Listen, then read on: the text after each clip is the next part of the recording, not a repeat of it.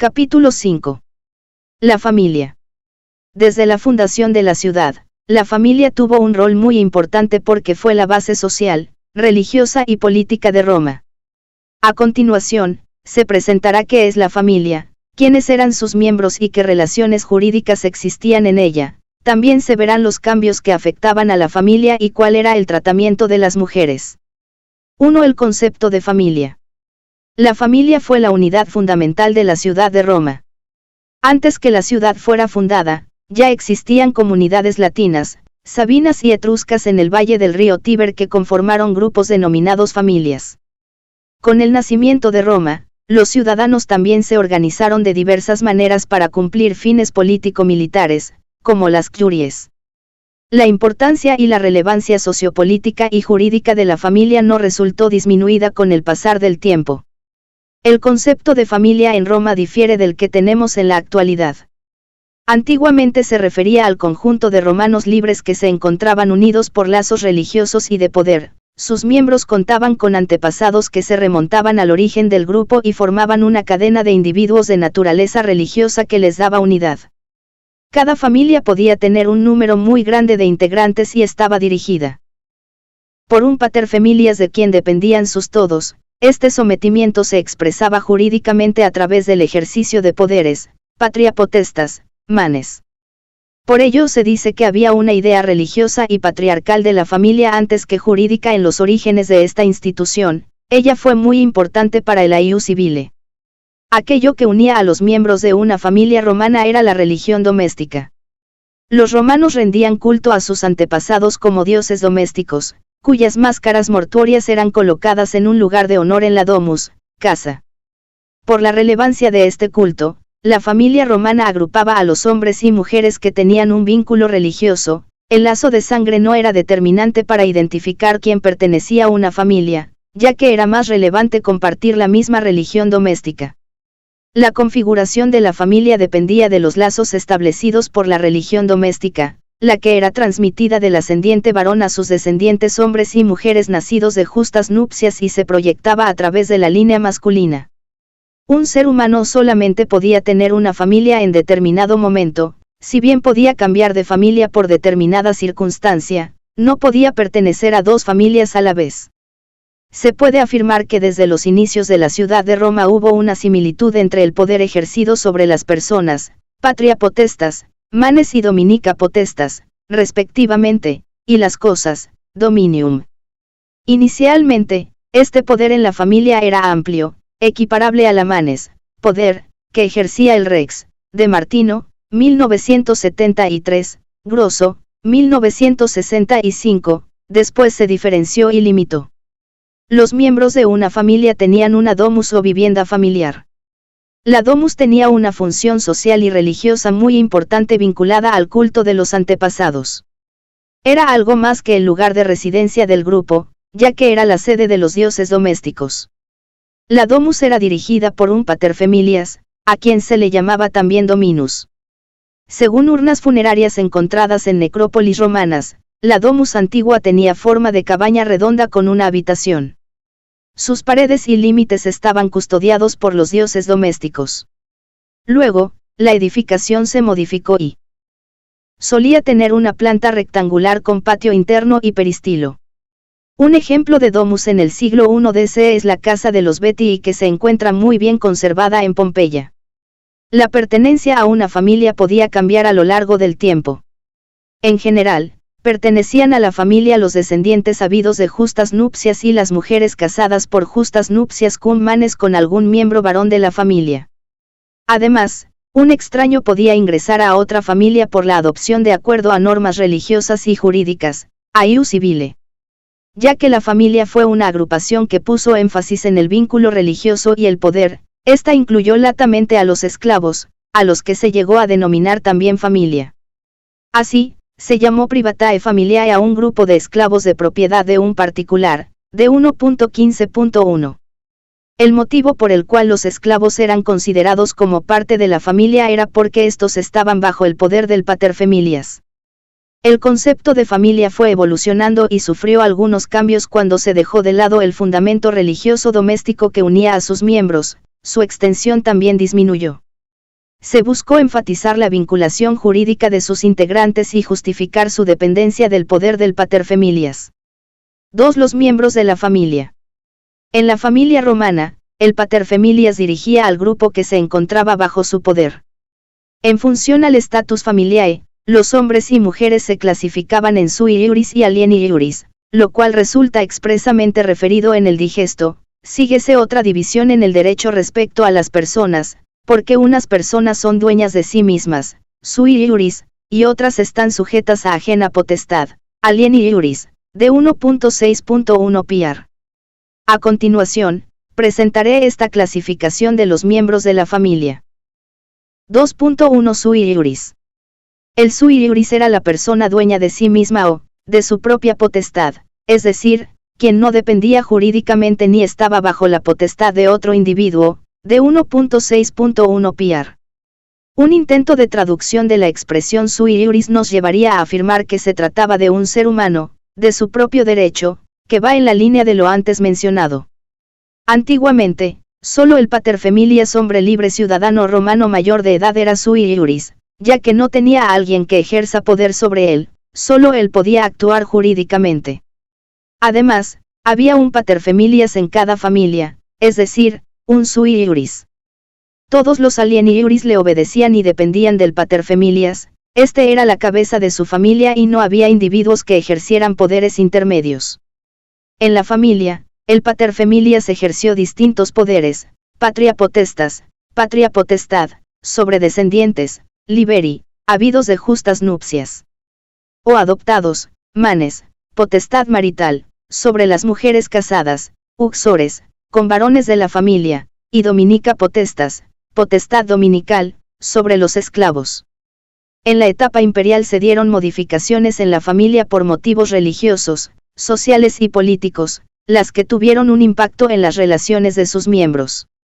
En el digesto del emperador Justiniano I, se señaló quiénes eran sui iuris, los romanos, paterfamilias, y las romanas, materfamilias, sean púberes o impúberes, de 1.6.4.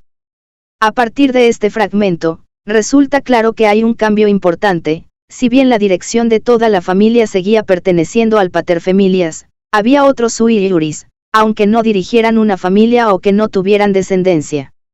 En esa línea, la fuente romana Justinianea mencionó que era sui iuris aquella mujer que no estaba sometida jurídicamente a un paterfamilias, a quien llamó materfamilias, sea púber o impúber, es decir, independientemente de su capacidad reproductiva o de haber tenido hijos. Además, eran considerados sui iuris los hombres y mujeres impúberes que, debido a su desarrollo físico, no podían tener descendencia. Lo establecido en D1.6.4. Es novedoso, ya que durante muchos siglos solamente el paterfamilias era considerado sui iuris. Este cambio es muy importante porque fueron sui iuris quienes no dependían jurídicamente de otra persona. 2.2 Alieni iuris. Los seres humanos que estaban sujetos a la potestad de otros se denominan alieni iuris, expresión que puede traducirse como, de derecho ajeno. Dependían de otra persona que es sui iuris, que era, por lo general, el paterfamilias, de 1.6.1 piar. Entre los alieni iuris, tenemos a los liberi sometidos bajo patria potestad, las uxores cum manes y los esclavos, servi. 2.2.1 Liberi. Con el término liberi se alude a quienes son descendientes, de 1.6.3, tanto mujeres como hombres, habidos de justas nupcias y que están bajo la patria potestad del paterfamilias. Estos descendientes pueden ser hijos, hijas, nietos, nietas, bisnietos, bisnietas y así sucesivamente, de 50.16.80, de 50.16.104. También se consideran descendientes quienes han sido adoptados y se encuentran bajo la patria potestad del paterfamilias. Mientras liberi se emplea genéricamente para los descendientes, filius es el término que se refiere al hijo y filia a la hija. Para enfatizar que se trata del varón que nació del marido, vir, y su mujer, uxor, unidos por justas nupcias, de 1.6.6, se usa filius familias, en caso de ser mujer, filia familias, de 1.6.4. Si bien los descendientes sometidos a la patria potestad del paterfamilias son alieni iuris, el derecho romano les permitió progresivamente actuar por sí mismos y adquirir para sí. En el Corpus Iuris Civilis, los alieni iuris podían adquirir la propiedad de la res, y 2.9.1, adquirir obligaciones, y 3.28 piar, y ser responsables de sus actos. 2.2.2 Uxor. La ciudadana romana que contraía justas nupcias se llamaba uxor. Cuando su unión matrimonial era cum manes, potestad marital, la mujer dejaba su familia de origen, paterna, y se incorporaba a la familia de su marido en condición de subordinación y quedaba bajo la potestad, manes, del paterfamilias de su nueva familia. En una familia podían existir varias uxores que se encontraban bajo la potestad de un paterfamilias en la medida que los alieni iuris varones hayan contraído matrimonio cum manes. 2.2.3 Esclavos. Como hemos visto al tratar el status libertatis, los esclavos eran los seres humanos privados de libertad por una determinada causal y se encontraban sometidos al poder de su amo, dominus, en virtud de la dominica potestas. Aunque los esclavos eran alieni iuris, podían adquirir para su señor, y 1.8.1, contraer obligaciones, y 3.28 piar, realizar actos jurídicos que los beneficiaran como las estipulaciones, y 3.17.2, y eran responsables de sus actos. Por ejemplo, recibían una sanción penal cuando falsificaban documentos y sellos según la ley Cornilies sobre los falsarios o testamentaria, y 4.18.7. 3. La configuración de la familia. Como se ha señalado anteriormente, la familia no surgió como una unidad social basada en lazos de sangre o de afecto. Esta se configuró a partir de relaciones religiosas y de poder que vinculaban a sus miembros alieni iuris y los subordinaba a aquel sui iuris que los encabezaba y dirigía, el paterfamilias. A continuación, presentaré cómo se configuraba la familia romana. 3.1 Iustae nuptiae, justas nupcias.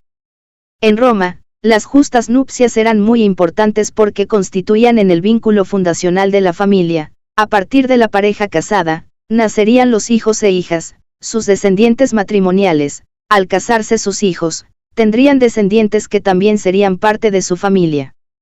En consecuencia, el paterfamilias y sus descendientes matrimoniales se unirían por vínculos fundados en la religión doméstica y el poder. 3.1.1 Concepto. Si bien los romanos identificaron varios tipos de uniones heterosexuales, solo dieron protección y regulación jurídica a las justas nupcias. Etimológicamente, nupcias proviene de nubere, cubrirse con un velo, debido a que la novia se cubría con un velo para asistir a la ceremonia matrimonial. Las justas nupcias consistían en la unión matrimonial mujer y hombre púberes, libres y ciudadanos romanos, que se encontraba regulada por el derecho civil, ius civile. Sobre las justas nupcias, encontramos varias referencias en las fuentes jurídicas romanas, y 1.9.1, ya que establecían un vínculo religioso y jurídico entre los cónyuges. El matrimonio no subrayaba aspectos afectivos entre los contrayentes, era más bien un vínculo que resultaba del pragmatismo del paterfamilias, ya que muchas veces las justas nupcias se utilizaron para establecer alianzas político-económicas entre familias patricias, luego, entre las patricio-plebeyas, así como respecto a quienes estaban en las altas esferas del poder. Por lo general, quienes contraían matrimonio se habían comprometido previamente a través de esponsales. Si bien los esponsales no obligaban a los prometidos o novios, el incumplimiento de dicha promesa de matrimonio tenía consecuencias jurídicas. Una vez contraídas las justas nupcias, se denominaba vir al marido y uxor a la mujer casada. Esta última era mater cuando procreaba un hijo. Debe tenerse en cuenta que la unión matrimonial de hombre y mujer se mantenía por la existencia de la affectio maritalis entre ellos. La affectio maritalis no era un sentimiento, era la expresión de la aceptación de la unión de los cónyuges, que los llevaba a respetarse mutuamente como pareja. Su importancia residía en que debía darse continuamente durante la unión matrimonial. Por ello, cuando una mujer y un hombre que eran púberes, libres y ciudadanos vivían conjuntamente sin tener affectio maritalis, era un concubinato, que no tenía los mismos efectos jurídicos de las justas nupcias.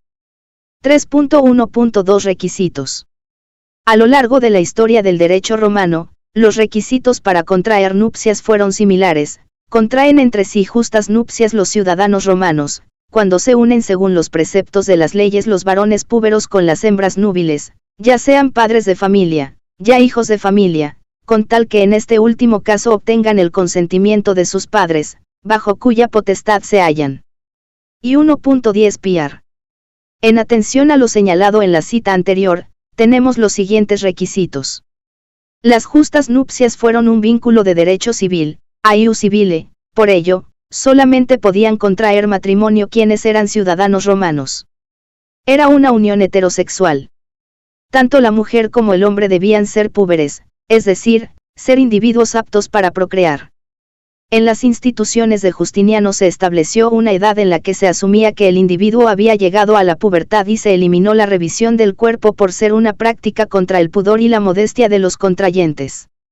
Así, se determinó que la mujer era púber desde los 12 años y el hombre desde los 14, y 1.22 Piar.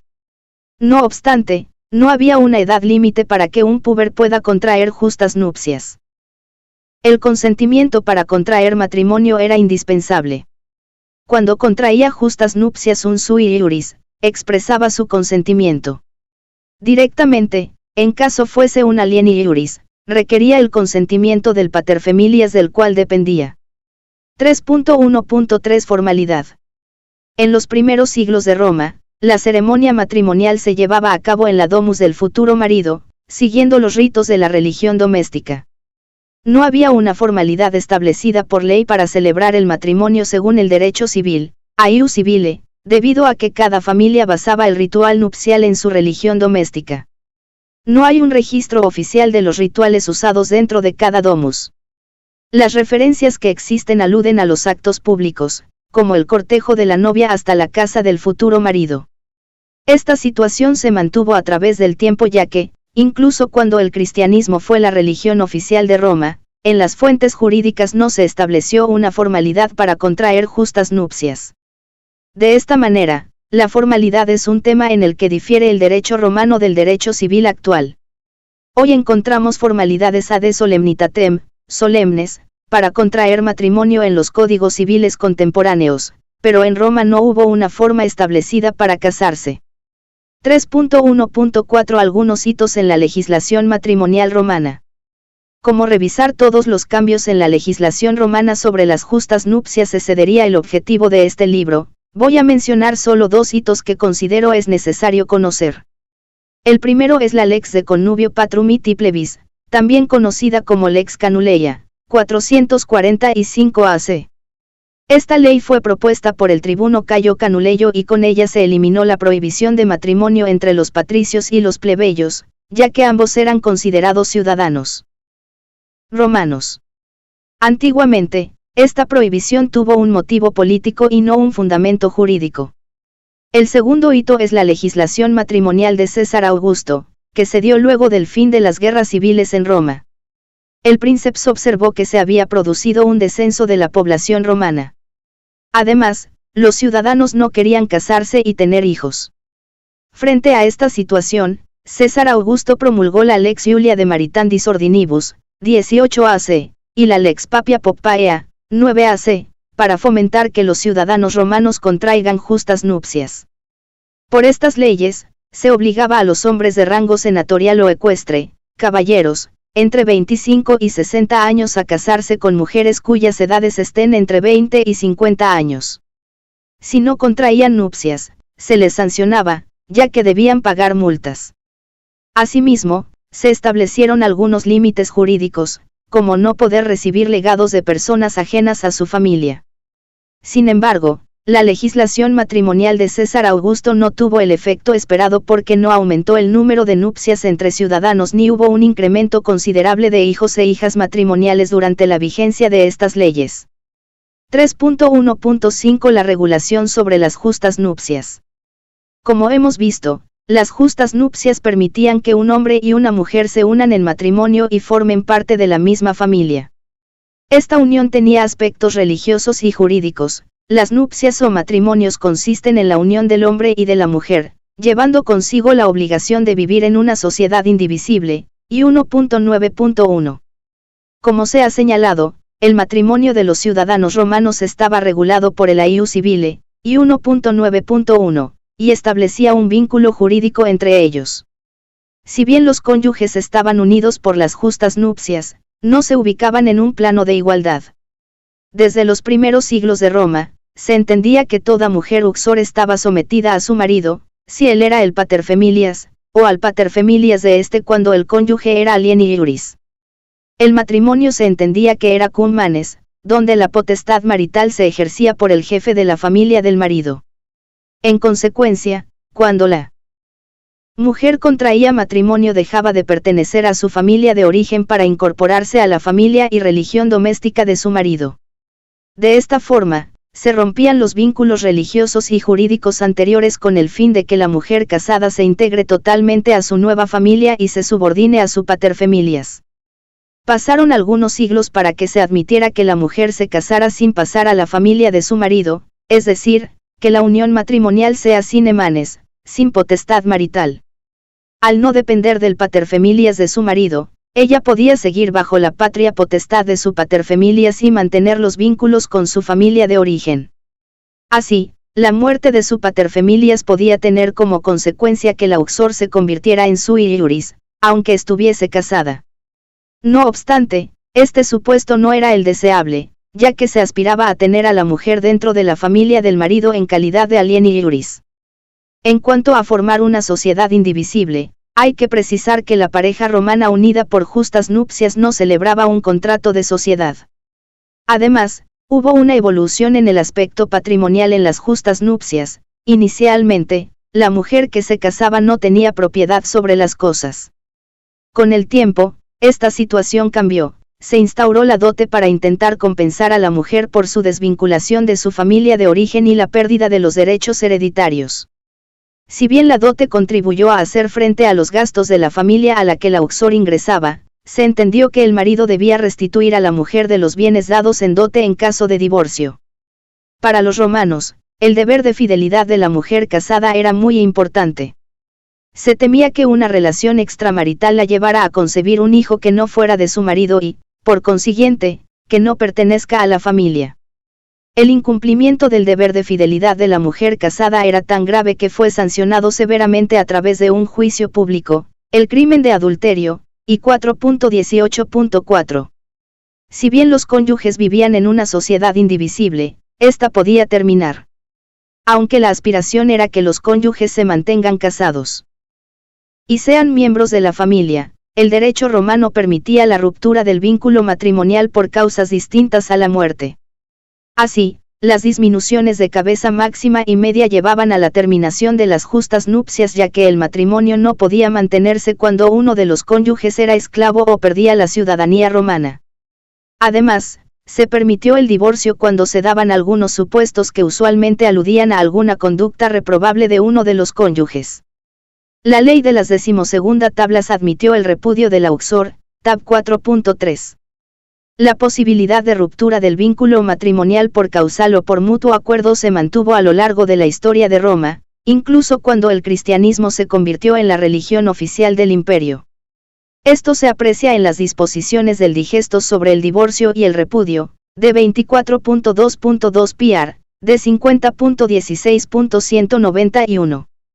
Luego de presentar las justas nupcias, veremos uno de los poderes más importantes del paterfamilias, la patria potestad sobre los descendientes matrimoniales o adoptados. 3.2 Patria potestas, patria potestad. La patria potestad era un poder que tenía el paterfamilias sobre sus descendientes nacidos de justas nupcias o que llegaron a ser tales por adopción. 3.2.1 Concepto. Es el poder que tiene el paterfamilias sobre sus descendientes por línea masculina, habidos de justas nupcias y por adopción, Gai 1.55, de 1.6.3, de 1.6.5. Era un poder fundado antiguamente en la religión doméstica y solamente podía ejercerlo un hombre, la mujer no lo ejerció en ningún supuesto, y 1.11.10. Desde la fundación de la ciudad de Roma, la patria potestad se entendió como un poder muy amplio que permitía al paterfamilias disponer incluso de la vida de sus descendientes sometidos a la patria potestad.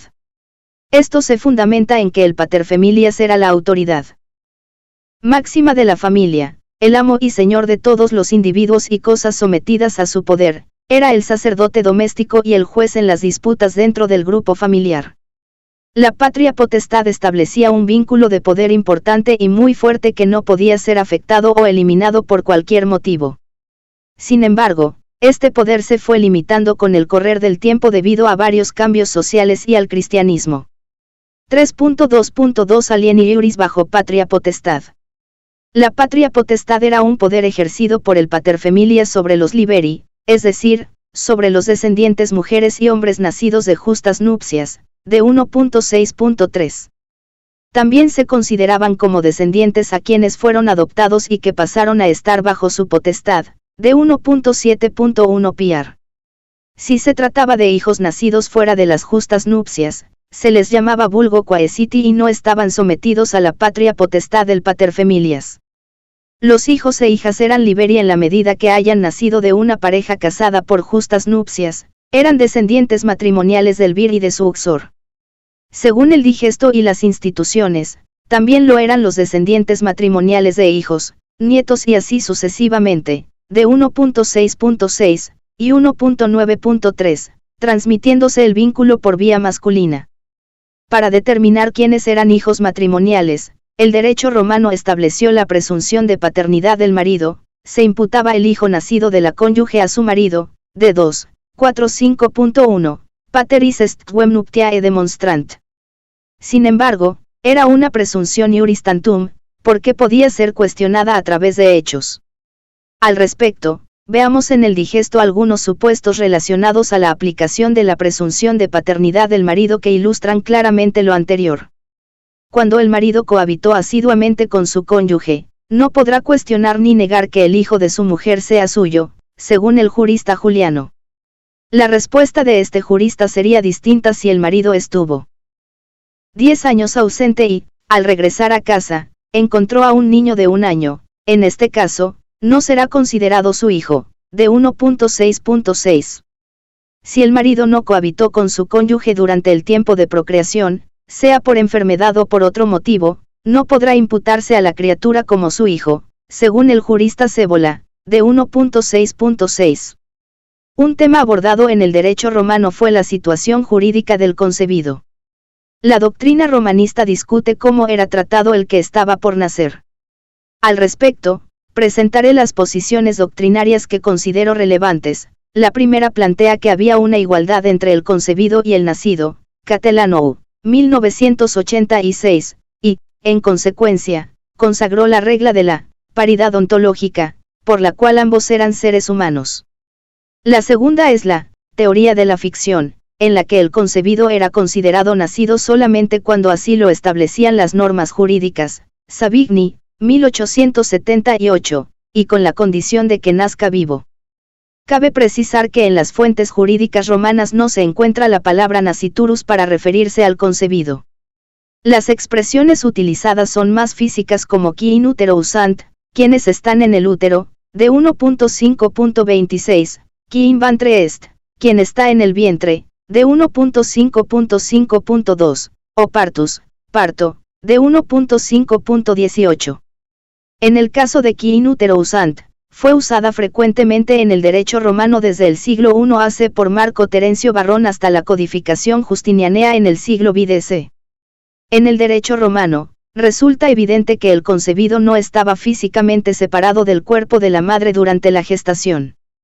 Por ello, en el digesto en el título 4 sobre, de la inspección del vientre y de la custodia del parto, de inspiciendo ventre custodiendo que partu, del libro 25, se señala lo siguiente. Aparece evidentísimamente de este rescripto que los senadoconsultos sobre reconocimiento de hijos no tuvieron aplicación, si la mujer disimulase que estaba embarazada, o aun si lo negase, y no sin razón, porque el parto, antes que se dé a luz, es parte de la mujer o de sus entrañas, pars viscerum, pero después de haber sido dado a luz el parto por la mujer, ya puede el marido pretender por derecho propio por medio de interdicto o que se le exhiba el hijo, o que se le permita llevárselo, de 25.4.1.1. Si bien este fragmento afirma que el concebido era parte de las entrañas de la mujer con la expresión pars viscerum, parte de sus entrañas, aludía a una situación precisa, este texto buscaba tutelar el pudor de la mujer frente al hombre que se divorció de ella y pretendía la exhibición de la criatura antes que ella diera a luz. Por ello, en la referencia al digesto previamente citada, no se expresa la regla general sobre el tratamiento al que está por nacer. Para determinar cuál era el tratamiento jurídico del concebido, debemos analizar el título 5 del libro primero del digesto en el que se trataba sobre el estado de los hombres. Encontramos la regla general en los que están en el útero, se reputa en casi todo el derecho civil que son como nacidos, qui in utero usant, in toto paene iure civili intelliguntur in rerum natura esse, de 1.5.26. Por considerar al concebido como nacido en el derecho civil, se encontraban varios supuestos en los que éste tenía una independencia jurídica respecto a su madre. En los casos en que la madre sufría una capitis de minutio maxima, de 1.5.5.2, de 1.5.5.3, de 1.5.18, el concebido era libre. Si la madre sufría una capitis de minutio media, de 1.5.5.3, de 1.5.18, el concebido era libre y ciudadano romano. Cuando la madre era sancionada con la muerte, de 1.5.18, no se aplicaba la pena hasta que concluyera la gestación. La criatura que llevaba en su vientre nacía libre, con ciudadanía romana y, si fue concebida de justas nupcias, estaba bajo la patria potestad de su paterfamilias. Como se puede apreciar, el concebido conservaba los estados con los que fue procreado y estos no se veían perjudicados por las disminuciones de cabeza de su madre, sea que haya nacido de una unión de justas nupcias o fuera de esta. Además, adquiría derechos y todo aquello que le beneficiara, sea que estos correspondieran a la esfera personal como patrimonial. Así, el hijo póstumo, que fue concebido por su padre y nació después de su muerte, estaba bajo la patria potestad del ascendiente por línea masculina que sea su paterfamilias y era también heredero en los supuestos establecidos, y 3.1.3. A la regla general, establecida en D1.5.26, se añadió una precisión que resulta razonable y favorable al concebido, la cual está prevista en el digesto: el que está en el útero es atendido lo mismo que si ya estuviese entre las cosas humanas, siempre que se trata de las conveniencias de su propio parto, aunque antes de nacer, en manera ninguna favorezca a un tercero, qui in utero est, perinde aces in rebus humanis esset, custoditur, quotis de comodicipsius partus quaeritur, quamquam aliai. Ante quam nascantur, nequacum prosit, de 1.5.7. A través de lo dispuesto en D1.5.7, no se daba una limitación a los derechos y beneficios que podría tener el concebido.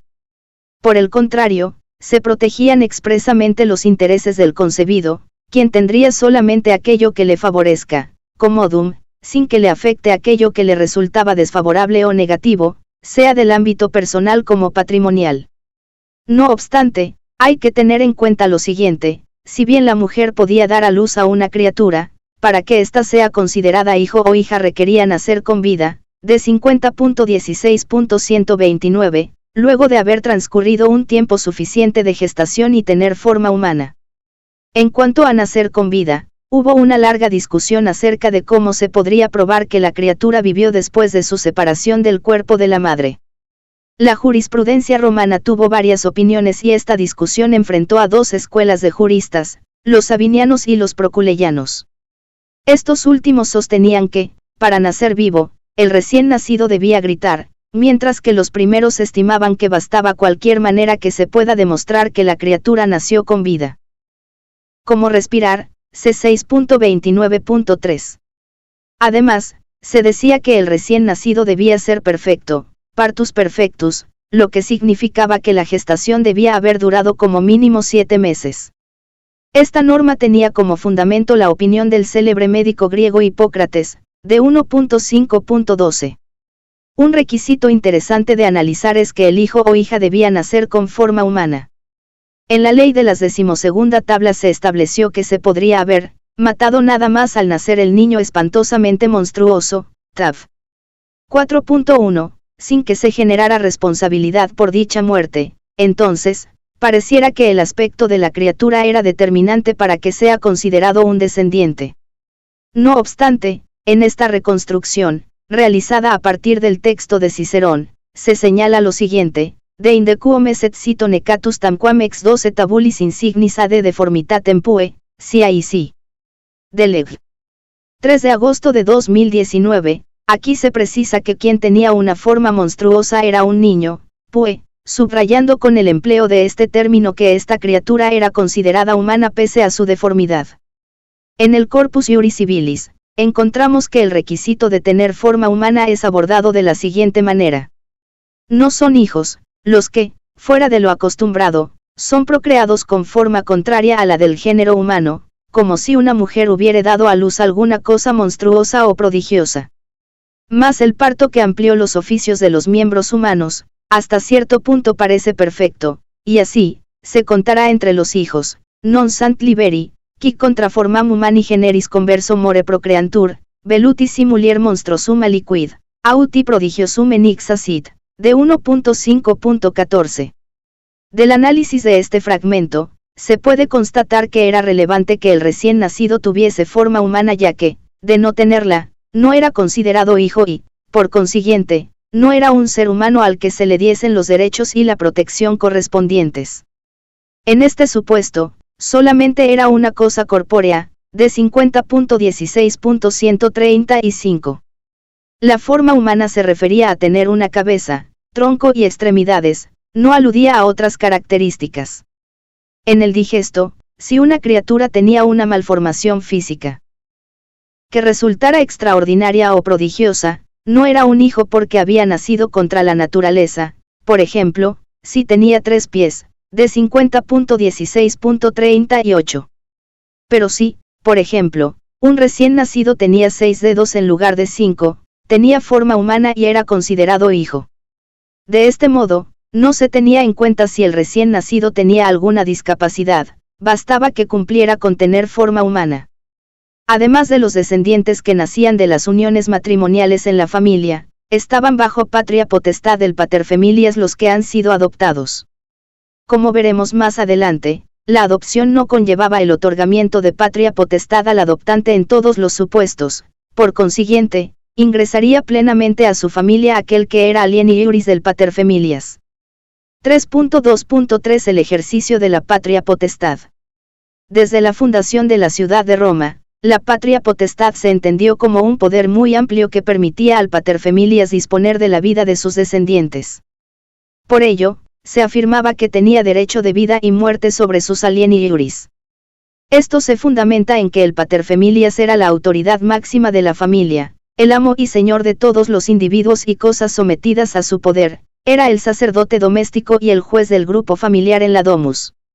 El derecho no ponía límites al ejercicio de la patria potestad, se entendía que la limitación a este poder estaba en la religión doméstica del paterfamilias. Por ello, se dice que antiguamente la patria potestad sobre los descendientes era similar a la que un dominus tenía sobre sus esclavos. Quien ejercía la patria potestad era el paterfamilias, la mujer no la ejerció. La patria potestad no estaba sujeta a un control público ni se podían interponer acciones frente a su ejercicio.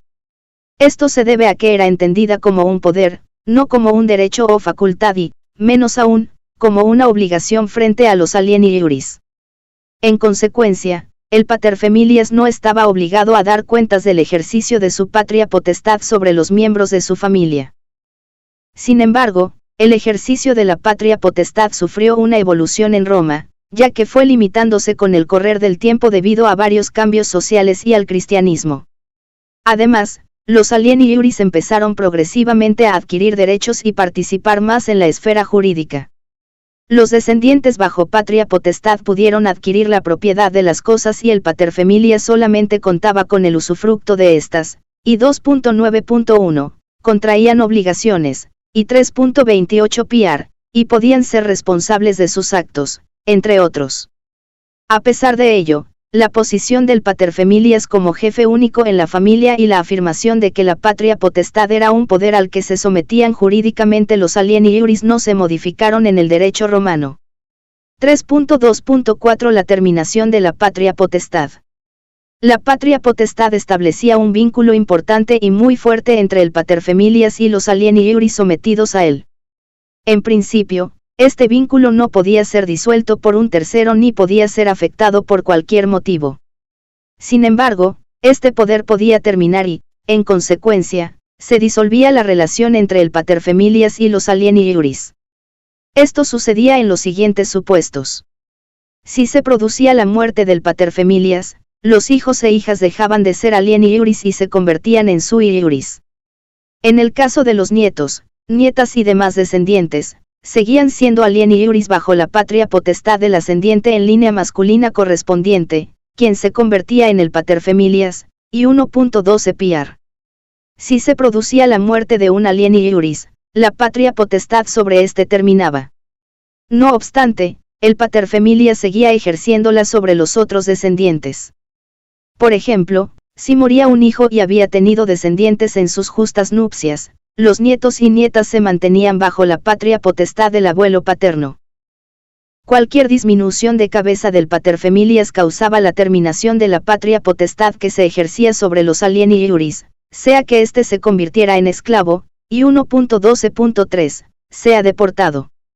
Y 1.12.1, o se vuelva alieni iuris, y 1.16.3, porque fue adoptado. Como se señaló en el caso de la muerte del paterfamilias, los hijos e hijas, se convertían en sui iuris, pero los demás descendientes serían alieni iuris bajo la patria potestad del ascendiente en línea masculina que se convertiría en el paterfamilias. Cualquier disminución de cabeza del alieni iuris tiene como consecuencia la terminación de la patria potestad que se ejercía sobre éste, sea porque se convertía en esclavo, y 1.12.3, sea deportado, y 1.12.1, o se vuelva sui iuris por emancipación, de 1.7.36 piar, y 1.12.6. Cuando el paterfamilias decidía emancipar a un descendiente alieni iuris, se terminaba la patria potestad sobre éste, y 1.12.6. De manera extraordinaria, se podía dar fin a la patria potestad sobre un alieni iuris en los siguientes casos. Cuando un alieni iuris era investido con funciones sacerdotales. Anteriormente, en las instituciones de Gallo, se afirmó que los hombres salían de la patria potestad cuando se convertían en sacerdotes de Júpiter y lo mismo sucedía cuando las mujeres eran elegidas como sacerdotisas de Veste o Vestels, Gai 1.130. Cuando el emperador elevaba a un alieni iuris a la dignidad de patricio, y 1.12.4. Con la expedición de las patentes imperiales, se terminaba la subordinación de este respecto al paterfamilias. Aunque hay varios supuestos por los que la patria potestad terminaba, una discapacidad o un problema de salud no afectaban este poder y, menos aún, convertían al alieni iuris en sui iuris. En las fuentes jurídicas romanas, encontramos que el paterfamilias loco, furiosus, mantenía la patria potestad. Era calificado como loco, furiosus, quien externalizaba su agresividad y actuaba de manera violenta, por ello, era peligroso. Antiguamente, se creía que el loco era atormentado por divinidades vengadoras llamadas furias, las que lo hacían actuar violenta e irracionalmente. Aunque el loco careciera de intervalos lúcidos y no pudiera tomar decisiones racionales, en el digesto se afirmó que el paterfamilias furiosus no perdía la patria potestad sobre sus descendientes alieni iuris e incluso conservaba sus justas nupcias, de 1.6.8 piar 1. No obstante, como había algunas decisiones que el paterfamilias furiosus no podía tomar, el derecho romano brindaba soluciones, como en el caso del consentimiento para contraer justas nupcias del alieni iuris, y 1.10 piar. Como se ha podido apreciar, la patria potestad era un poder amplio y muy importante que ejercía el paterfamilias sobre sus descendientes nacidos de justas nupcias en Roma y que se extendía a aquellos nacidos de sus descendientes varones. 3.3 La adopción. Desde los primeros años de la ciudad de Roma, se admitió que un individuo pueda ingresar a la familia de otro a través de la adopción. Como la adopción era un acto formal que tenía un impacto directo y muy importante en la familia, fue tratado en las fuentes romanas con mucha rigurosidad. A diferencia de lo que sucede actualmente, en el derecho romano se admitió la adopción de un individuo como hijo, nieto, bisnieto u otro descendiente, de 1.7.2 PR, y 1.11 PR. Esta posibilidad de adoptar como descendiente y no solo como hijo, se fundamentaba en que el paterfamilias ejercía poder directamente sobre sus descendientes, es decir, sobre individuos que pertenecían a diferentes generaciones en su familia, los que tenían en común estar bajo su patria potestad. Además, si bien se pudieron adoptar hombres y mujeres, generalmente fueron adoptados los hombres. Lo anteriormente mencionado se sustenta en la finalidad de la adopción, la cual era incorporar nuevos miembros a una familia, tal como sucedería naturalmente con las distintas generaciones que nacerían a lo largo del tiempo. Los requisitos para la adopción se mantuvieron en el tiempo y resultaban razonables. En primer lugar, quien podía adoptar era un paterfamilias, ya que este sui iuris era quien dirigía a la familia en Roma. No se permitió que un alien iuris adoptara. En segundo lugar, como la adopción trataba de imitar a la naturaleza, el adoptante tenía que ser mayor que el adoptado, esto es, debía existir una diferencia de edad que hiciera plausible que el adoptado pueda ser considerado su descendiente, y 1.12.4. Así, se planteó que el adoptante tuviera 18 años más que el adoptado como hijo. En consecuencia, un sui iuris no podía adoptar a alguien que tuviera mayor edad que él. En tercer lugar, cuando el adoptante no podía físicamente engendrar, no podía adoptar, de 1.7.2.1, en consecuencia, mientras un impotente podía adoptar, un eunuco o un castrado no podían hacerlo, y 1.12.9, de 50.16.128. Es importante recordar que la adopción no era por un plazo. Esta estaba llamada a perdurar en el tiempo como lo señalé anteriormente cuando presenté la lex privata o cláusula. Se preguntó, si se te hubiera dado en adopción un hijo, con la cláusula, lex, de que después, por ejemplo, de un trienio, me lo des en adopción, ¿habría alguna acción? Y la Beón reputa que no hay ninguna acción, porque no es conforme a nuestras costumbres, mores, tener hijo temporal, de 1.7.34. Según esta cita, no se podía pactar una cláusula que llevara a entender que la adopción se daba por un plazo o que era temporal. Se invocaron las costumbres antiguas como sustento de esta regla, la que sería consistente con la institución de la adopción. Lo mencionado no impide que la adopción pueda terminar.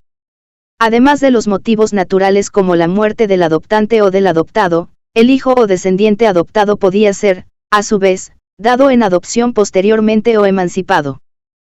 Si bien la adopción era una institución, en el derecho romano tuvo dos modos, la adrogación y la adopción, las que tenían consecuencias jurídicas distintas. 3.3.1 Arrogatio, adrogación. La adrogación era aquella adopción que realizaba un sui iuris sobre otro sui iuris, de 1.7.1.1, y 1.11.1. Se llama adrogación porque antiguamente un paterfamilias, adrogante, realizaba esta rogatio o pedido ante las comitia curiata para poder adoptar a otro paterfamilias, adrogado. Este acto era muy importante ya que tenía como consecuencia convertir a un sui iuris en alien iuris de un paterfamilias de una familia distinta a la de origen. Además, llevaba a que su familia desapareciera y sus miembros alien iuris fueran incorporados dentro de la familia adoptiva. Por ello, este era un acto formal que requería ser realizado públicamente. En la época imperial, la adrogación se hizo con la autoridad del príncipe, quien emitía un rescripto en caso la aceptara. Para ello, se interrogaba al sui iuris que sería adrogado para conocer si aceptaba o no que esto suceda, de 1.7.2 PR, de 1.7.5. De este modo, se buscaba tener la certeza que esta adrogación era voluntaria y ventajosa para quien sería adrogado. Dado que la codificación justinianea admitió que los sui iuris sean hombres y mujeres, púberes o impúberes, de 1.6.4, la adrogación se dirigirá a ellos, por lo que tendremos adrogación de sui iuris hombre púber, si el paterfamilias adrogado tenía una familia y, por consiguiente, ejercía la patria potestad sobre sus miembros, estos pasarían a depender del paterfamilias adrogante, es decir, si el sui iuris tenía alien iuris bajo su poder, estos pasaban a depender de quien lo adoptó, de 1.7.2.2. Si el adrogado no tenía familia, solo él pasaba a depender del paterfamilias adrogante. Adrogación de sui iuris mujer puber, en la medida que la mujer no ejercía la patria potestad, y 1.11.1, solo ella pasaba a estar bajo la patria potestad del paterfamilias adrogante. Adrogación de sui iuris hombre o mujer impuber, si no tenían miembros de su familia que dependiera de ellos, solamente el sui iuris adrogado estaba bajo la patria potestad del paterfamilias adrogante, y 1.11.1. Además, era importante saber si la adrogación de un impuber era honesta y ventajosa para este, y 1.11.3. Al respecto, se tomaban varias medidas para evitar que se pudiera generar cualquier daño al impuber adrogado o un detrimento a su patrimonio. Toda adrogación tenía consecuencias jurídicas importantes. En el ámbito familiar, se daba la extinción de la familia del adrogado y la incorporación de los miembros de esta a la familia del paterfamilias adrogante, y 1.11.1.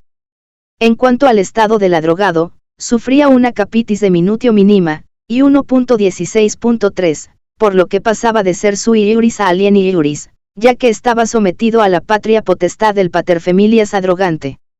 En cuanto al patrimonio del adrogado, las cosas corpóreas y sus derechos eran adquiridos por el paterfamilias adrogante, y 3.10.1, esto fue así desde los primeros siglos de Roma.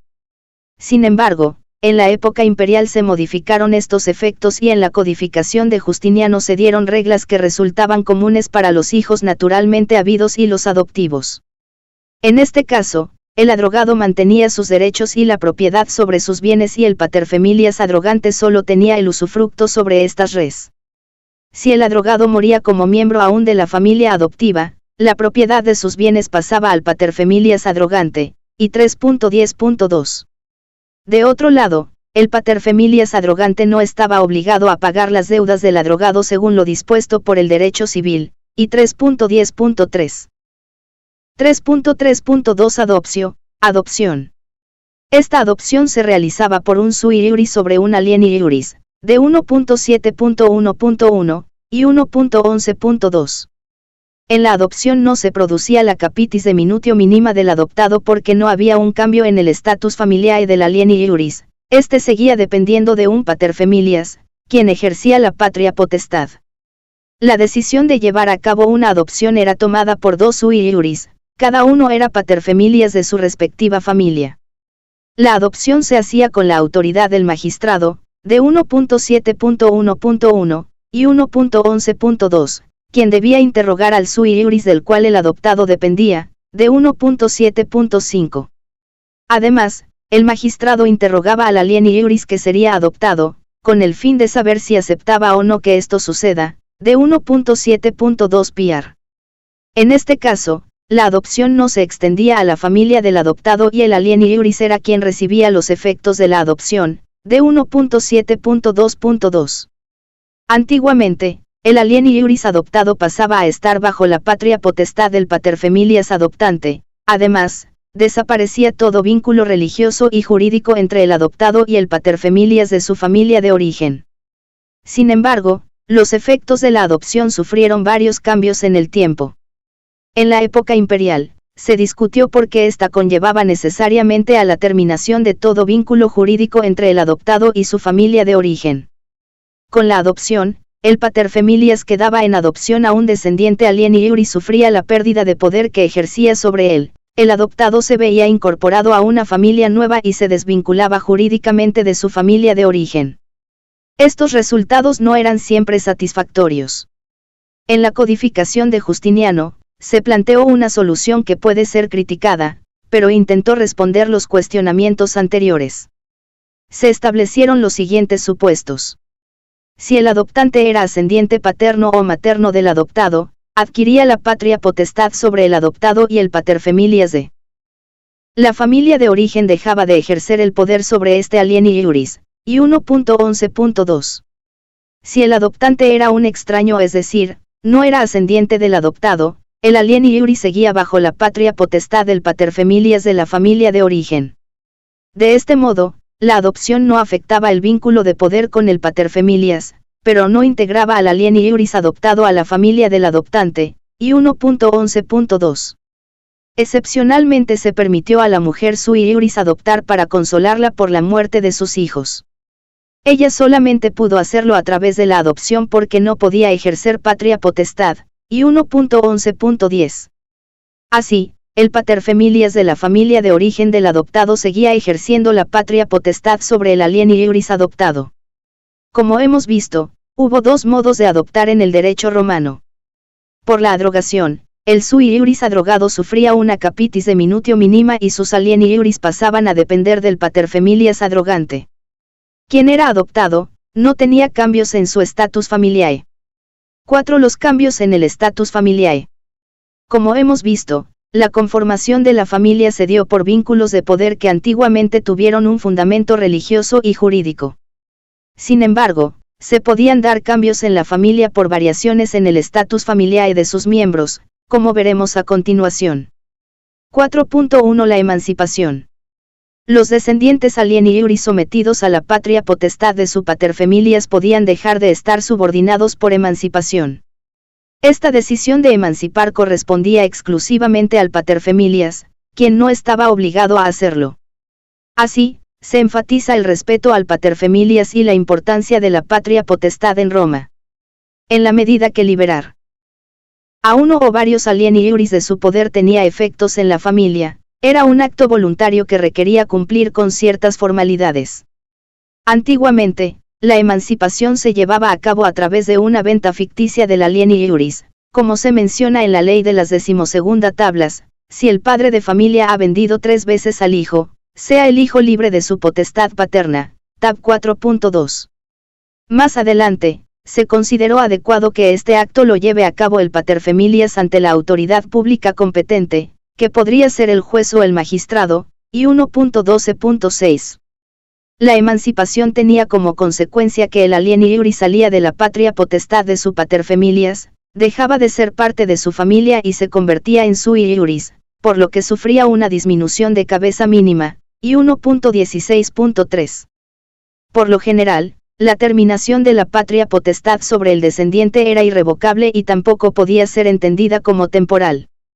Sin embargo, se daba una salida en caso se quiera regresar al descendiente emancipado a la familia, el que quedó libre de la patria potestad, no puede después volver decorosamente a la potestad sino por la adopción, de 1.6.12. En consecuencia, el paterfamilias podía decidir adoptar al descendiente que emancipó, con lo que se produciría una nueva disminución de cabeza mínima, y 1.16.3, al convertirse el emancipado, sui iuris, por adrogación nuevamente en un alien iuris sometido al poder del paterfamilias. 4.2 La adopción. Como se ha mencionado anteriormente, la adopción permitía que, a través de un acto jurídico formal, un individuo sea incorporado como miembro de una familia. Como ya he presentado la finalidad, requisitos, modos y efectos de la adopción, en esta parte voy a subrayar aquellos efectos jurídicos que se daban como consecuencia de la adopción y que producían un cambio en el estatus familiae. En el caso de la adrogación, esta producía una disminución de cabeza mínima del adrogado, ya que dejaba de ser sui iuris para convertirse en alien iuris, y 1.16.3, bajo la patria potestad del paterfamilias adrogante en una familia distinta a la suya, y 1.11.1. Los alien iuris que dependían del adrogado no sufrían una modificación en el status familiae porque seguían dependiendo de un paterfamilias, en este caso, del adrogante. En cuanto a la adopción propiamente dicha, como el adoptado era un alien iuris, de 1.7.1.1, y 1.11.2, no producía la capitis de minutio minima del adoptado y, por ello, no había una modificación de su status familiae. No obstante, se producía un cambio de familia cuando el alien iuris adoptado pasaba a estar bajo la patria potestad del paterfamilias adoptante y se desvinculaba jurídicamente de su familia de origen. Este fue el resultado de la adopción por muchos siglos en el derecho romano. Estos efectos fueron cambiando en el tiempo y, en el Corpus Iuris Civilis, se establece que el alien iuris adoptado enfrentaba dos escenarios: podía seguir dependiendo de su paterfamilias de origen o pasar a la patria potestad del paterfamilias adoptante. En consecuencia, si el adoptante era ascendiente del adoptado, adquiría la patria potestad del adoptado y el paterfamilias de la familia de origen dejaba de ejercer el poder sobre el alieni iuris. Y 1.11.2. En el supuesto que el adoptado fuera un extraño, es decir, que no sea un ascendiente del adoptado, el alieni iuris seguía bajo la patria potestad del paterfamilias de su familia de origen. Y 1.11.2. En este último caso, la adopción no afectaba la relación del adoptado con su familia de origen ni el vínculo de poder que lo sometía a su paterfamilias. En el caso que la adopción haya sido hecha por una mujer sui iuris en los supuestos permitidos por el derecho romano, ella no la ejercía, por ello, el paterfamilias de la familia de origen mantenía la patria potestad sobre el alieni iuris adoptado. En consecuencia, solamente los adrogados eran quienes sufrían un cambio en el status familiae, ya que se producía una capitis de minutio minima. Esto no sucedía en la adopción, ya que los adoptados seguían siendo alieni iuris. No obstante, sí se producía un cambio respecto al paterfamilias que ejercía la patria potestad cuando un alieni iuris era adoptado por un ascendiente. 4.3 Las justas nupcias. Por lo general, la unión matrimonial por justas nupcias no traía un cambio en el status familiae. En el supuesto de un hombre que contraía justas nupcias, si era sui iuris, permanecía como tal. Si era alieni iuris, no se producía un cambio en el status familiae porque seguía perteneciendo a su familia como subordinado del paterfamilias. En el caso de una mujer, podía darse un cambio en el status familiae cuando ella era sui iuris, ya que podía decidir si permanecía como tal o si las nupcias contraídas le llevaban a someterse al paterfamilias de la familia de su marido. En este último supuesto, se producía una capitis de minutio minima y ella, una vez casada, pasaba a ser uxori alieni iuris, dependiendo del paterfamilias de la familia de su marido. Cuando la mujer era alieni iuris, no había cambio de estado por contraer matrimonio. 5. La tutela y curatela de los sui iuris. Una de las principales características de la familia romana era la existencia de vínculos de poder, de naturaleza inicialmente religiosa y luego jurídica, que sometían a los alieni iuris a la autoridad del paterfamilias, el único sui iuris que la encabezaba y dirigía. Por ello, en los puntos anteriores se ha presentado cómo se daban estas relaciones entre los miembros de la familia y qué cambios se podían producir. Ahora corresponde referirnos a la situación jurídica de los sui iuris, en especial, a aquellos que, por diversos motivos, requieren una protección. Por muchos siglos, se entendió que el sui iuris era un hombre libre, ciudadano romano y mayor de edad. Por ello, no solamente gozaba de muchos derechos, también ejercía poderes y contraía obligaciones. Hay que precisar que la mayoría de edad se alcanzaba a los 25 años. Posteriormente, se admitió que los hombres y las mujeres podían ser sui iuris, sean impúberes o púberes, de 1.6.4. En consecuencia, existieron sui iuris mayores de edad y menores de edad. De allí que surgen varias preguntas al tener en cuenta que los sui iuris no dependían jurídicamente de alguien. ¿Cómo eran tratados jurídicamente los sui iuris impúberes o los púberes con alguna discapacidad? Podían ejercer libremente sus poderes y derechos. A continuación, trataremos de dar algunas respuestas. 5.1 La tutela. Por lo general, un ser humano que aún no había llegado a la pubertad dependía de la patria potestad de un paterfamilias, si es que había nacido de justas nupcias. Sin embargo, el desarrollo del derecho romano permitió que los impúberes pudieran ser sui iuris. Por ejemplo, si el paterfamilias moría, sus hijos e hijas se volvían sui iuris, Gai 1.144, y 1.12 Piar. Con el fin de cuidar y proteger a los impúberes sui iuris, se estableció la tutela. En las instituciones de Justiniano, se encuentra la siguiente definición: la tutela es, según la definió Servio, la fuerza y el poder en una cabeza libre, dada y permitida por el derecho civil, para proteger a aquel que por causa de su edad no puede defenderse a sí mismo, visa se potestas in capite libero adetuendum iuem qui proptera etatem sua esponte se defender en equit, iure civilidata ace permisa, y 1.13.1. Esta definición de tutela está recogida en el digesto, de 26.1.1 Piar, y subraya que se trata de un poder permitido por el ius civile. Tiene una función tuitiva sobre aquellos sui iuris impúberes que, debido a su edad, no podían actuar y protegerse adecuadamente. Los impúberes eran los hombres y mujeres que aún no habían llegado a la pubertad. En el Corpus Iuris Civilis se consideraba así a las mujeres que aún no habían cumplido 12 años y los hombres menores de 14 años, y 1.22 PR, sin importar cuál fuera el desarrollo de su cuerpo, es decir, si podían procrear. En las fuentes jurídicas romanas, encontramos varios supuestos por los cuales un impúber era sui iuris. Voy a mencionar algunos de ellos. Cuando nacía un hijo o hija póstumos, era sui iuris siempre que no se encontrara bajo la patria potestad de un ascendiente paterno, por ejemplo, el abuelo, y 1.12 PR. En caso de la emancipación del impúber hombre o mujer, realizada por el paterfamilias, y 1.12.6, se volvían sui iuris. Los romanos consideraban que los impúberes sui iuris, debido a su edad, inmadurez e inexperiencia, no podían tomar decisiones y actuar adecuadamente, además, podían ser engañados o intimidados por alguien con más experiencia.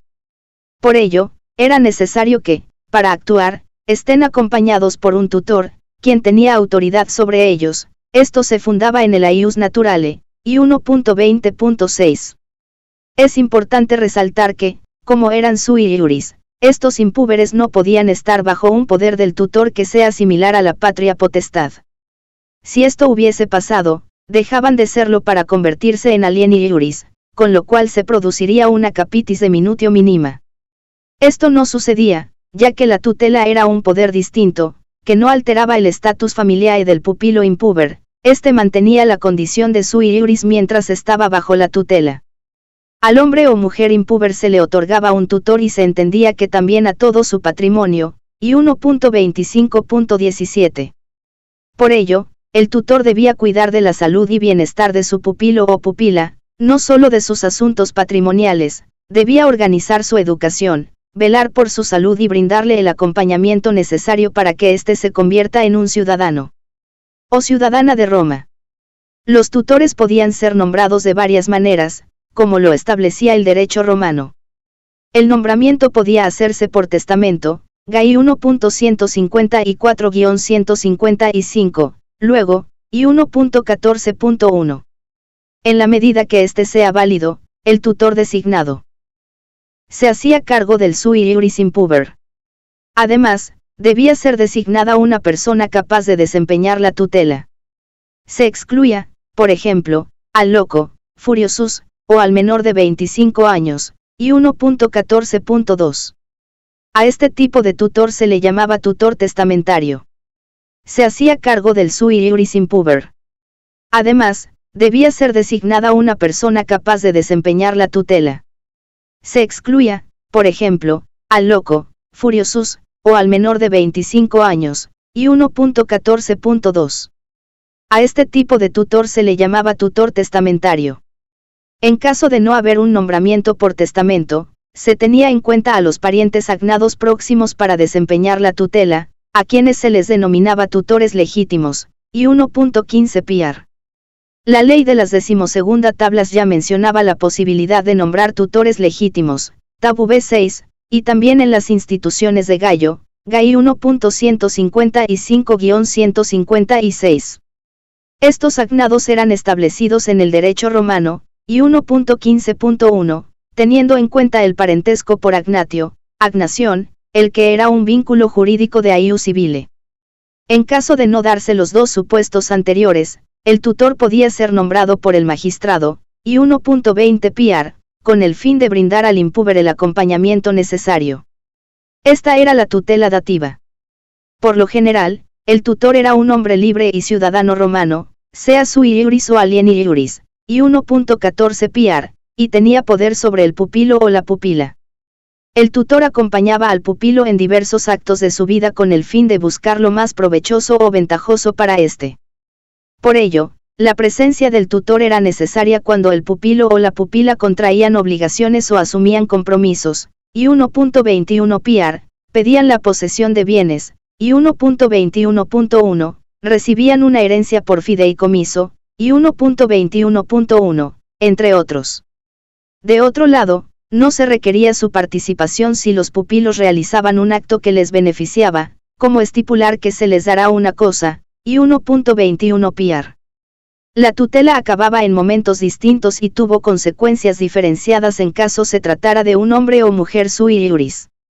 Según la ley de las 12ª tablas, la tutela terminaba cuando el hombre alcanzaba la mayoría de edad, tabú B1, posteriormente, se estableció a cuando el pupilo llegaba a la pubertad, GAI 1.145. En el Corpus Iuris Civilis, encontramos que dejaban de estar bajo tutela las mujeres al cumplir 12 años y los hombres, 14 años, y 1.22 piar.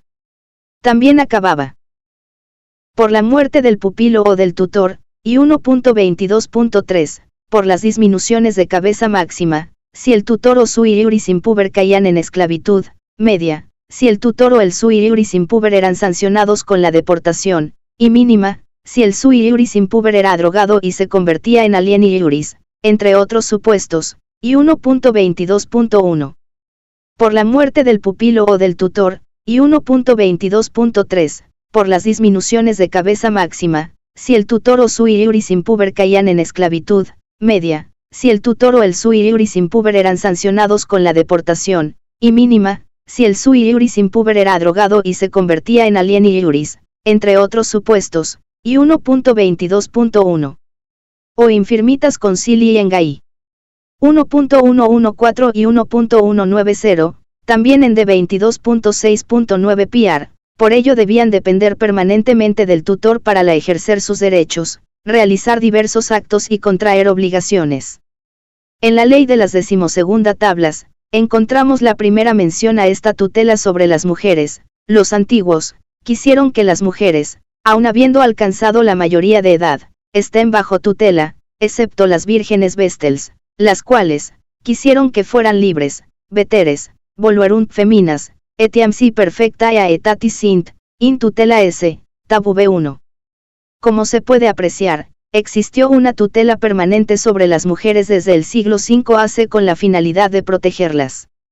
Pero no todas las mujeres estaban sometidas a esta tutela. Las vestels, quienes ejercían una función religiosa importante en la ciudad, estaban expresamente excluidas de lo dispuesto en la cita anterior.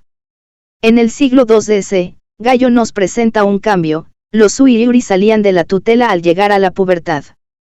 Sin embargo, mantuvo en sus instituciones la norma de la ley de las 12ª tablas por la cual las mujeres no dejaban de estar bajo tutela después de alcanzada la pubertad, pues los antiguos quisieron que las mujeres ya mayores de edad estén en tutela por razón de su ligereza, GAI 1.144.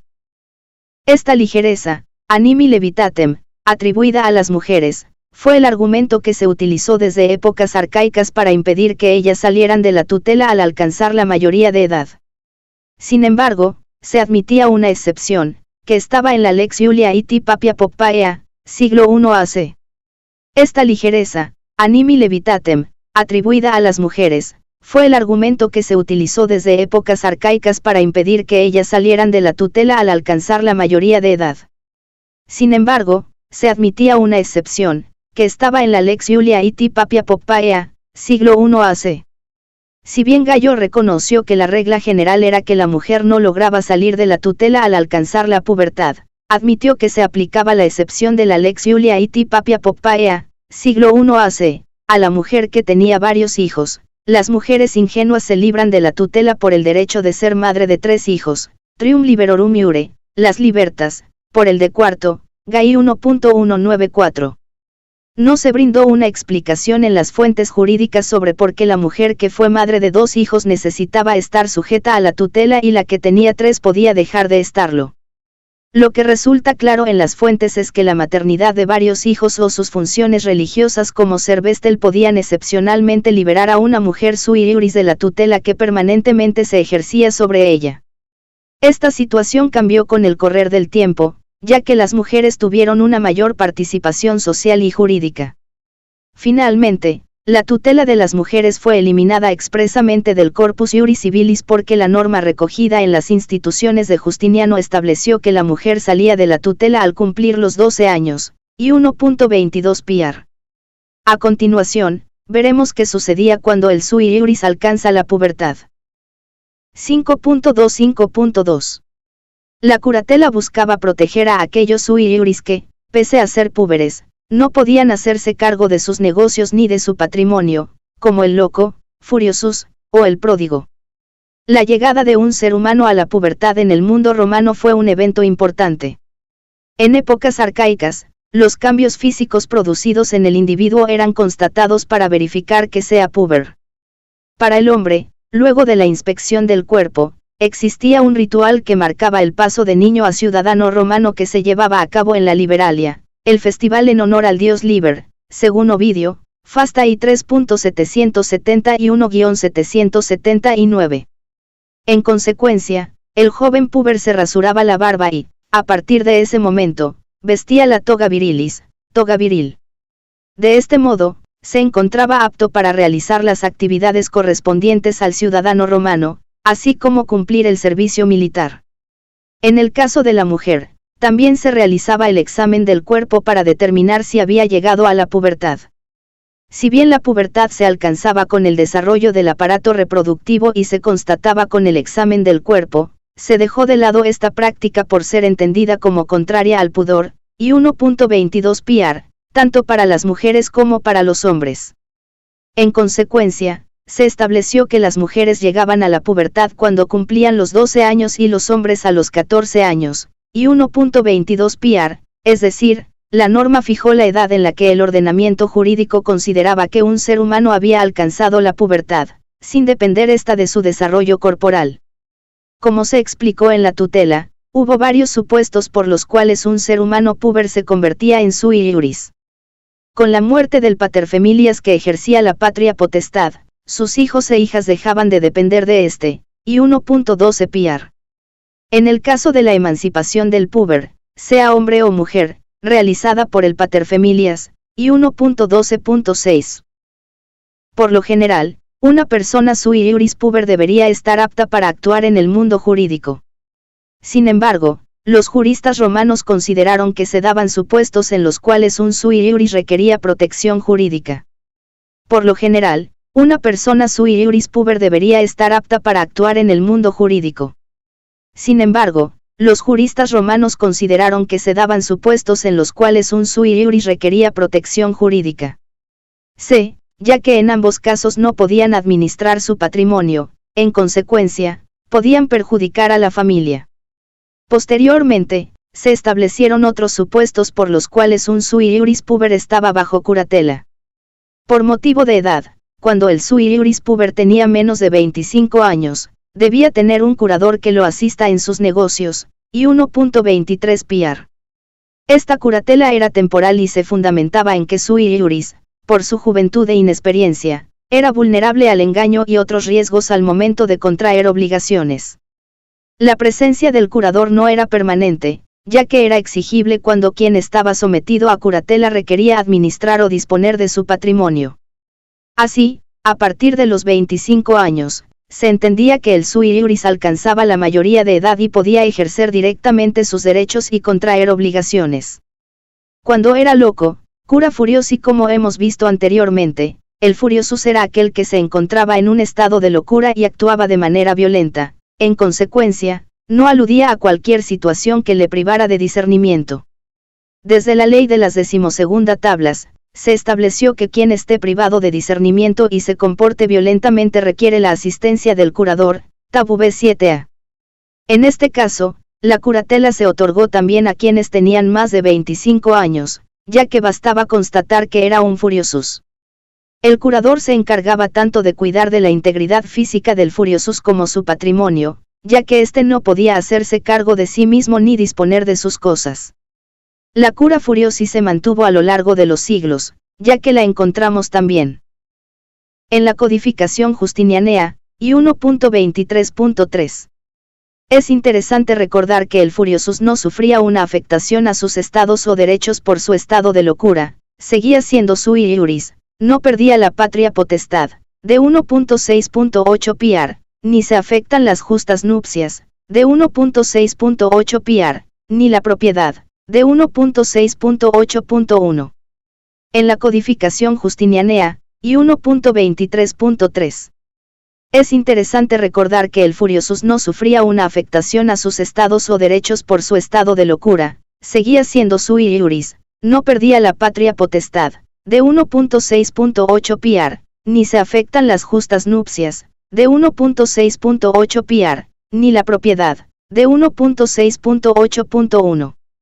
Cuando el sui iuris puber era pródigo, cura prodigi, el pródigo era quien irresponsablemente dilapidaba su patrimonio y, en consecuencia, afectaba las cosas de la familia. Es importante hacer esta precisión ya que no era pródigo quien invertía en un negocio que fracasó. En consecuencia, esta curatela llevaba a que el pródigo se encuentre limitado en cuanto a la administración de su patrimonio y la disposición de sus cosas. Para realizar estos actos, requería la participación del curador. No obstante, el pródigo podía realizar otros actos jurídicos que no tengan naturaleza patrimonial o no afecten su patrimonio. Esta curatela se otorgó también al pródigo que tenía más de 25 años. La curatela del pródigo fue contemplada en la ley de las 12ª tablas, tab. V7c, y se mantuvo en las instituciones de Justiniano, y 1.23.3. Por cuestiones de salud, los romanos entendieron que los insensatos, sordos, mudos y quienes tenían una enfermedad permanente que les impedía administrar su patrimonio requerían curador, y 1.23.4. Si el sui iuris podía valerse por sí mismo para cuidar de su persona, el curador se dedicaría a administrar su patrimonio. En caso no pueda hacerse cargo de sí mismo, la protección también apuntaba a la salud y bienestar de la persona sometida a curatela. Además, se extendía sobre quienes, estando en este supuesto, eran mayores de 25 años. Quien era nombrado curador solía ser un hombre sui iuris puber, libre y ciudadano romano. Como la curatela tenía como finalidad la protección de un individuo y asistirlo en la administración de su patrimonio, el curador debía acompañarlo en algunos actos, en general, de naturaleza patrimonial. Para ser nombrado curador, el derecho romano estableció lo siguiente. Patrimonial. Para ser nombrado curador, el derecho romano estableció lo siguiente: curador legítimo, se nombraba a los parientes agnados próximos, y 1.23.3. Desde la ley de las 12ª tablas se dio el nombramiento de curadores legítimos para los furiosi y los pródigos, tab. V7 a 7b. En el derecho romano, se establecía claramente quiénes eran parientes por agnación y sus grados, GAI 1.156, y 1.15.1. En caso que no se pudiesen nombrar curador legítimo, este era nombrado por el magistrado, y 1.23.4 PR. Para este nombramiento, el magistrado podía tomar en cuenta la disposición testamentaria en la que se designaba un curador. Como se señaló con relación a la tutela, como eran sui iuris, estos púberes no podían estar bajo el poder del curador como si éste ejerciera la patria potestad sobre ellos. Si esto hubiese pasado, dejaban de serlo para convertirse en alieni iuris, con lo cual se produciría una capitis de minutio minima. Esto no sucedía, ya que la curatela servía para proteger y acompañar al sui iuris, no modificaba su status familiae. La curatela acababa si el sui iuris moría, por las disminuciones de cabeza media, deportación, o máxima, esclavitud, o cuando no existían los supuestos que le dieron origen, como la prodigalidad, la locura, entre otros. 6. La situación jurídica de la mujer en el derecho romano. A lo largo de la historia, se ha presentado a la mujer en situación de subordinación y con mínima actuación jurídica. Con el fin de precisar cuál era el tratamiento de la mujer en el derecho romano y presentar con mayor precisión y rigurosidad qué rol tuvo, haré algunas reflexiones. Resulta indiscutible que la mujer en Roma no tuvo una participación como igual al hombre, como en el ámbito político, no obstante, tuvo una destacada participación en otros ámbitos, como el religioso. Su rol no se limitó al interior de la familia o a la esfera privada. En consecuencia, con el correr del tiempo, las mujeres obtuvieron de manera gradual mayores derechos y pudieron contraer obligaciones, así como asumir responsabilidades, como veremos a continuación. Destacada participación en otros ámbitos, como el religioso. Su rol no se limitó al interior de la familia o a la esfera privada. En consecuencia, con el correr del tiempo, las mujeres obtuvieron de manera gradual mayores derechos y pudieron contraer obligaciones, así como asumir responsabilidades, como veremos a continuación. Los términos utilizados para referirse a la mujer. En las fuentes históricas, literarias y jurídicas, se encuentran varios términos en latín aplicados a la mujer que resulta interesante conocer. En primer lugar, encontramos las palabras utilizadas para referirse a la mujer como ser humano de sexo femenino. Femina, el término se traduce en hembra, femina, ser de sexo femenino o mujer, de 1.5.9. Mulier, se refiere a la mujer, de 1.5.14. Adicionalmente, hay términos en latín que aluden a la mujer con relación a la maternidad y la familia, los que se encuentran en las fuentes romanas.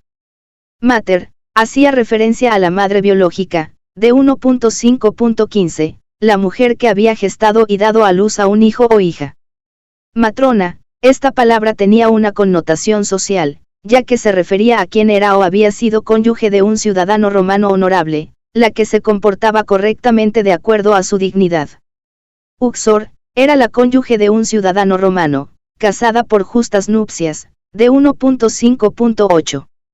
Materfamilias, si bien se refiere con esta palabra a la cónyuge del paterfamilias en varias fuentes romanas, en la codificación del emperador Justiniano y contó con un significado jurídico más preciso al referirse expresamente a la mujer ciudadana romana.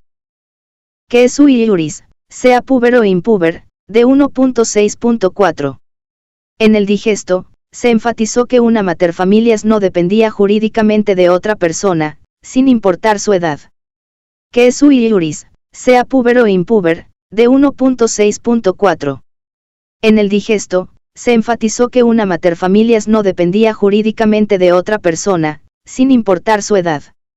Filia, era la hija, de 1.5.11, la descendiente de sexo femenino.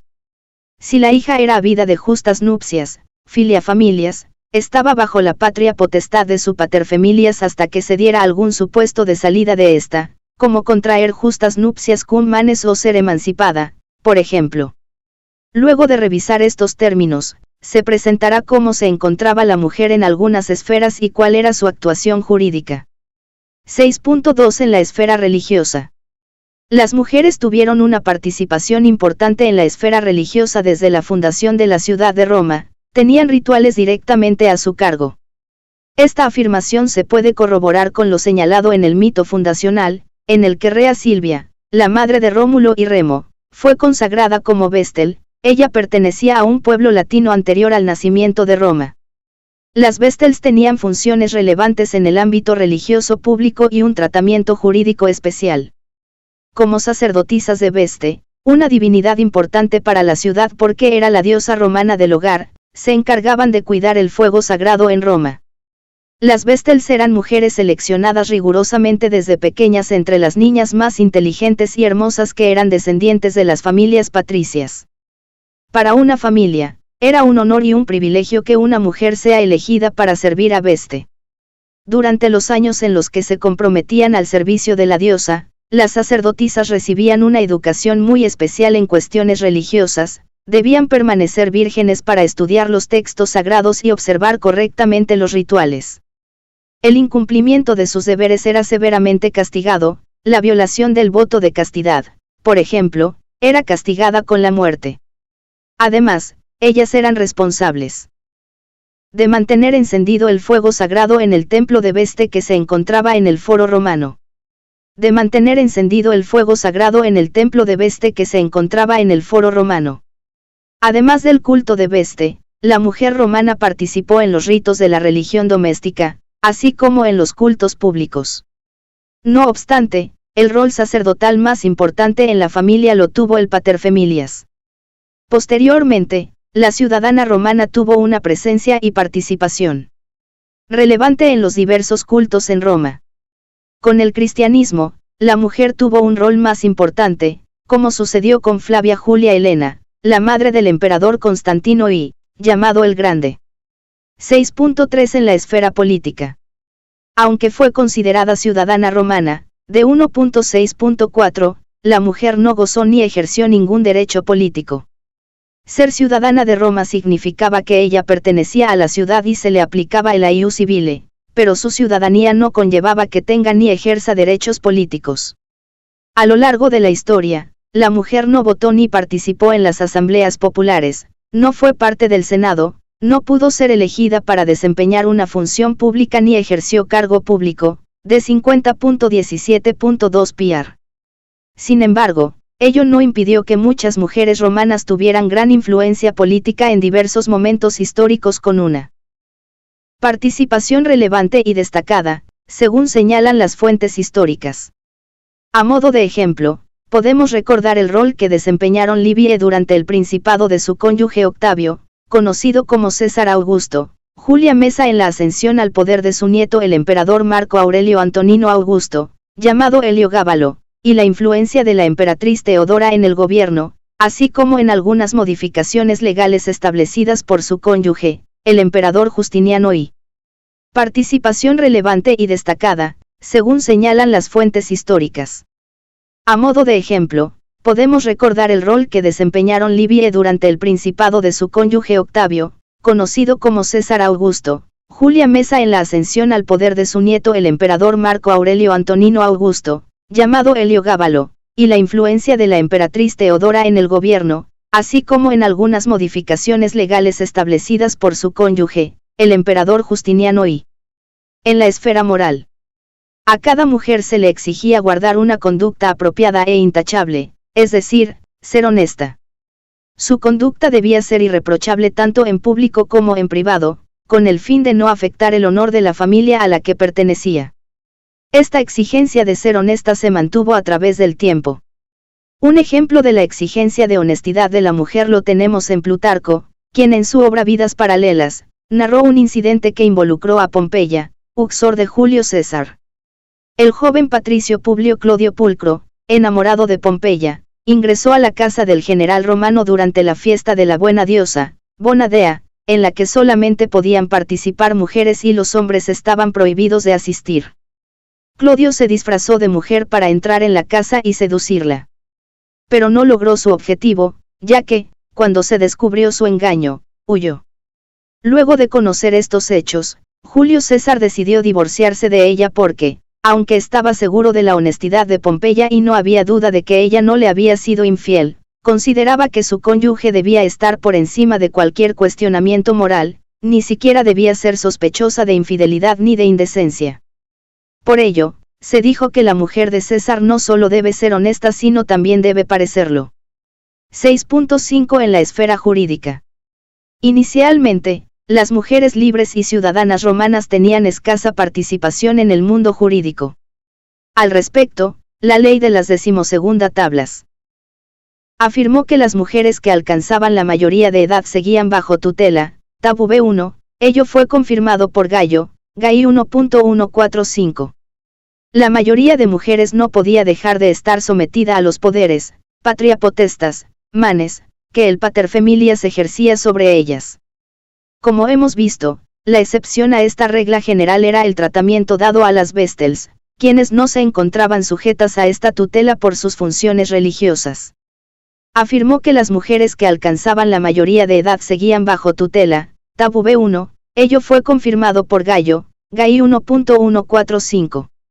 La mayoría de mujeres no podía dejar de estar sometida a los poderes, patria potestas, manes, que el pater familias ejercía sobre ellas. Como hemos visto, la excepción a esta regla general era el tratamiento dado a las vestels, quienes no se encontraban sujetas a esta tutela por sus funciones religiosas.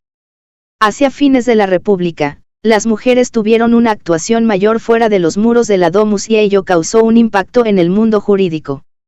Sin embargo, los cambios no se dieron de manera inmediata y la mujer siguió sujeta a tutela, pese a alcanzar la pubertad.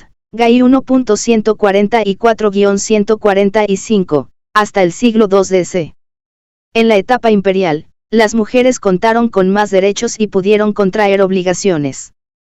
Como seres humanos, el derecho romano les permitió desempeñar un rol jurídico y, con el correr del tiempo, se acabó la tutela que se ejercía sobre las mujeres púberes, y 122 PR. Sin embargo, no llegaron a tener los mismos derechos y prerrogativas del hombre, tal como afirma la regla establecida en el digesto, en muchos artículos de nuestro derecho, es peor la condición de las hembras, que la de los varones, in maltis iuris nostri articulis deterior est conditio feminarum, quam mascularum, de 1.5.9. En el Corpus Iuris Civilis se aprecia una evolución del tratamiento de la mujer ya que adquiere diversos derechos, así como obligaciones.